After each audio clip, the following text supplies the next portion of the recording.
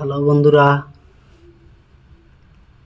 মানে আজকে গেছিলাম হলো দাবাত খাবার। দাবাত খাওয়া যায় যেই কাহিনীটা আমার হাতে হয়েছে আপনাকে আল্লাহ কই। প্রথমত বাড়ির থেকে গেলাম অটো নিয়ে গেলাম, যাওয়ার পর মেলা জ্যাম ট্যাম ঠেলে গেলাম অটোত। যাহারে দাবাতের যেই বাড়ি দাবাত দিছে সেই বাড়িতে গেলাম, যা পুষলাম। পোষার পর ঘরের মধ্যে ঘোরাফেরা হয়ে দেখলাম যে কোনো সুন্দরীকে দিয়ে আসেনি।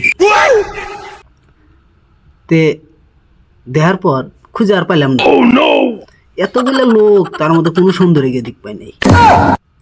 অবশেষে এই রাস্তা দিয়ে একটু গেদি মানুষ আসতেছে, খুব সুন্দর।